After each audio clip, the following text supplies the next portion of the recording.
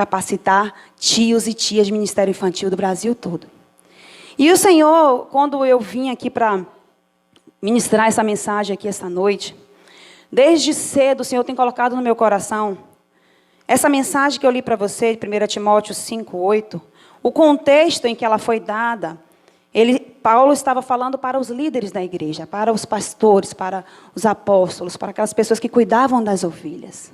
Ele disse: se alguém não tem cuidado dos seus, especialmente os da própria casa, tem negado a fé e é pior do que o descrente. Ele estava falando do cuidado com as viúvas.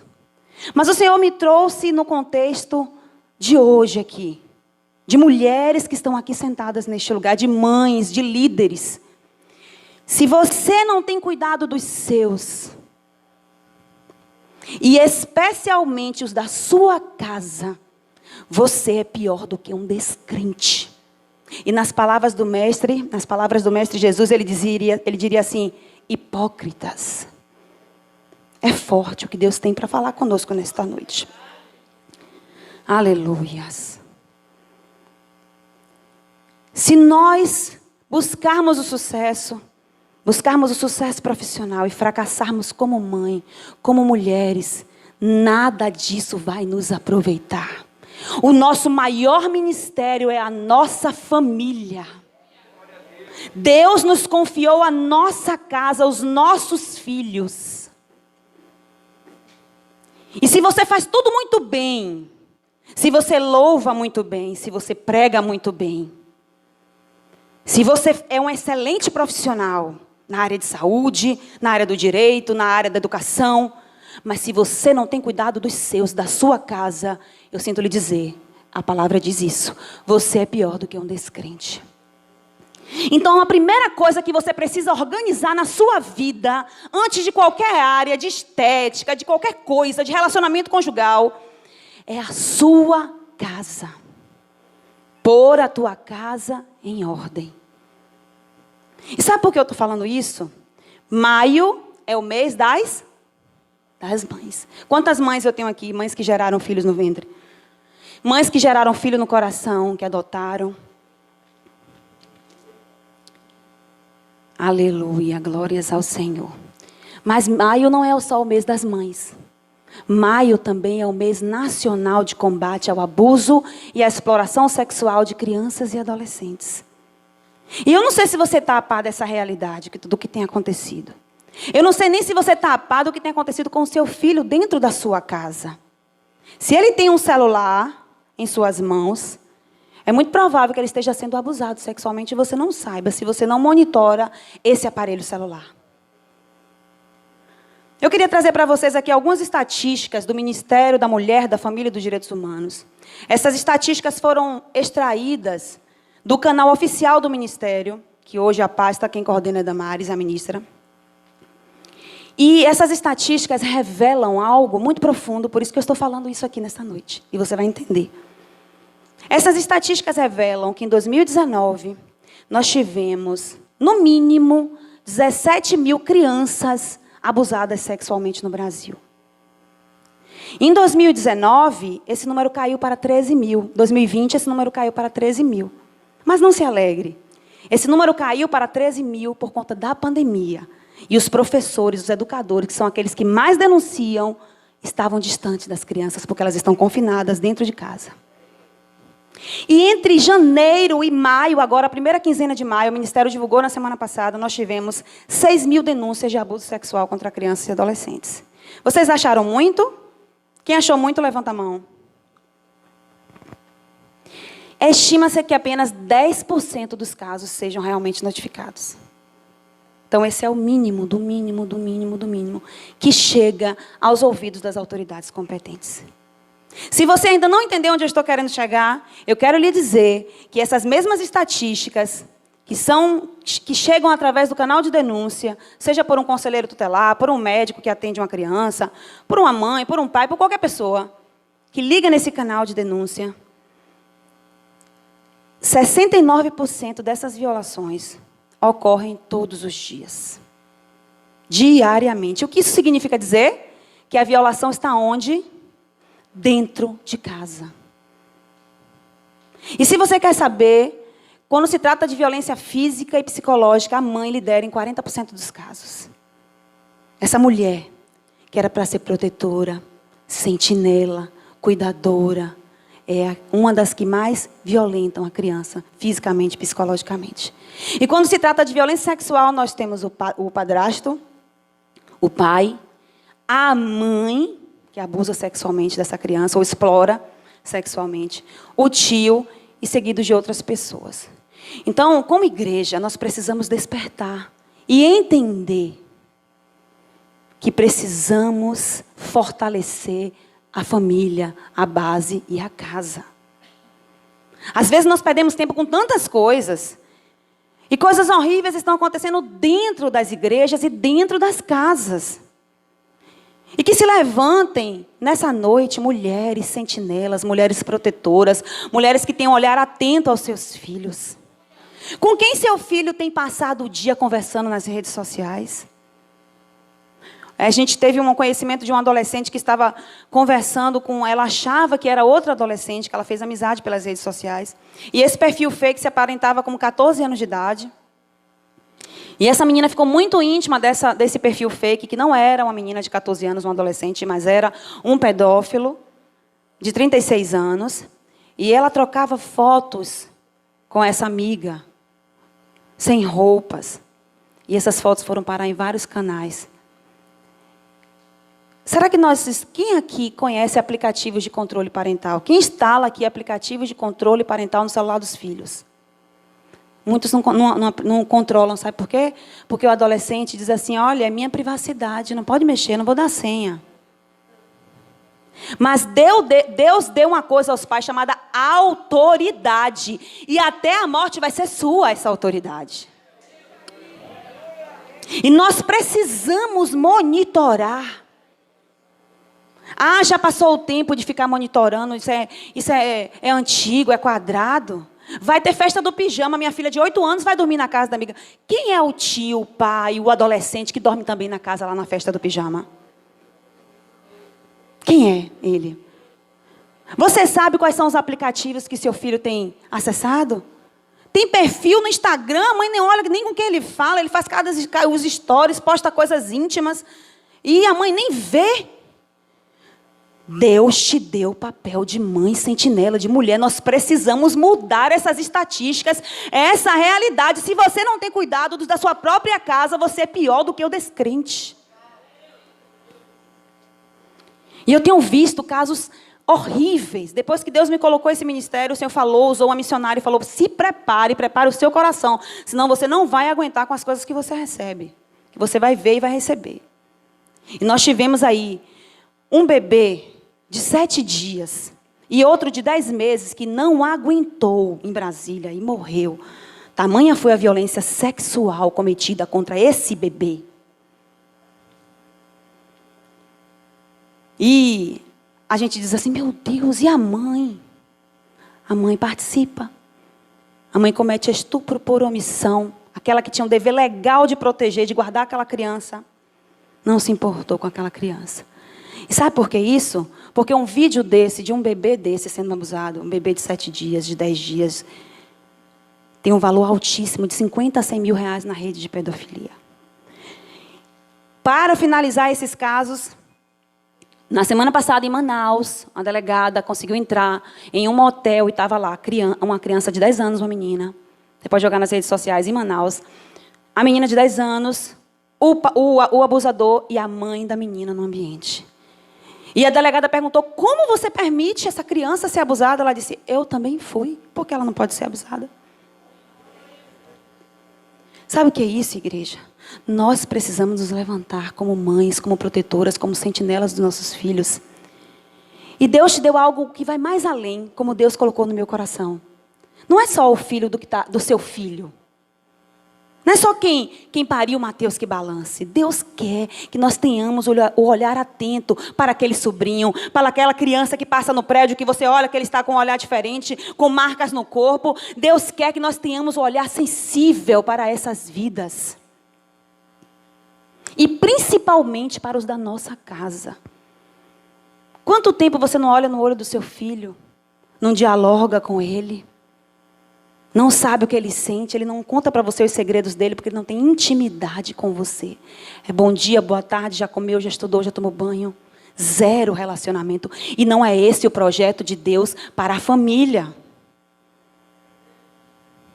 Não é esse o projeto de Deus para a minha casa, para a sua casa. Eu sou mãe, tenho uma filha de 7 anos. Nós fazemos o devocional da palavra. Culto familiar, quem aqui faz o culto com o filho, não desiste, persevera na oração. Enquanto os seus joelhos estiverem dobrados, o seu filho, a sua filha vai estar de pé na presença de Deus. Mães que não desistem, mães fortes, mães que oram pelos seus filhos e dizem: eu não vou desistir, seja o que for. Enquanto vida eu tiver, estarei de joelhos, clamando, orando pelo meu filho. E nós temos exemplos vários na Bíblia. E de homens também, homens de Deus, pregadores da palavra. De mães que oraram, que cuidaram, que foram sentinelas dos seus filhos. E perceberam os sinais que aquela criança estava sofrendo, que aquela criança estava precisando de um apoio, que aquela criança estava precisando de um socorro. Então que nessa noite você possa pensar: Senhor, como aquele rei que pediu mais tempo de vida para Deus, para colocar tudo em ordem na casa dele. Que você possa chegar e pensar, se você tiver filho pequeno, filho grande, já crescido, sempre vai estar sob a sua autoridade de pai e de mãe. E você possa dizer: Senhor, me ajuda a ter outro olhar para o meu filho. E que como igreja também, a igreja se levante, capacite aqueles que estão trabalhando dentro das salas com as crianças. Porque se não serve para o ministério de louvor, se não serve para ser diácono, o que quer que seja, vai colocar na salinha lá das crianças. Não, meu querido. Para estar dentro da salinha, tem que conhecer a palavra, porque criança tem sede de ser ministrada com a palavra. Tem que passar pela prova primeiro, ser aprovado para ministrar para crianças. Charles Spurgeon, príncipe dos pregadores, ele pregava para criança. Ele disse: se você não prega para criança, você não presta para pregar para mais de ninguém. O que você pode dizer de Jesus com 12 anos, dando uma aula para os doutores? Adolescente, Jesus aprendeu naquele dia? Ele cresceu na graça e no conhecimento de uma mãe sábia que o disciplinou e discipulou. E o que dizer de Moisés, que ficou com a sua mãe Joquebede até desmamar, e foi para o palácio, mas quando ele se viu deparado com a história do seu povo, ele preferiu escolher o seu Deus e o seu povo, e não as maravilhas do Egito. Por quê? Porque Joquebede, nos seus primeiros anos de vida, na primeira infância, investiu espiritualmente na vida de Moisés. Chega de dizer que criança não entende, que criança não entende a palavra, que tem que ficar lá no fundo brincando. Criança tem que receber a palavra, a ministração da palavra. A criança tem sede e fome da palavra. Nós precisamos valorizar e cuidar. E estamos deixando a desejar. Mulheres omissas, negligentes com seus filhos, que elas não têm dinheiro para contratar uma babá e colocam um celular para ficar o dia todo, uma criança de 3, 4, 5 anos de idade, vendo o YouTube sem controle nenhum. E aquela criança está elétrica, aquela criança está hiperativa. E por que esse menino não presta? Porque você não senta, não lê a palavra, não dialoga, não ensina ele no caminho. Se você não tem cuidado dos seus, da sua própria casa, essa é a mensagem que Deus me trouxe aqui para te dizer. Você é pior do que o descrente. E os frutos você vai colher.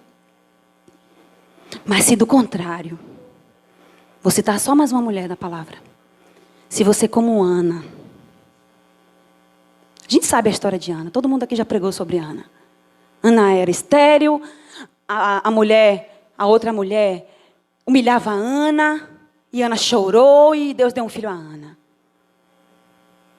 E aí Ana podia dizer assim: olha, oh Deus, eu fiz uma promessa de deixar o meu filho Samuel com o sacerdote ali, servir ao Senhor. Mas Senhor, olha a vida dos filhos de Eli, Senhor. Vamos combinar aqui.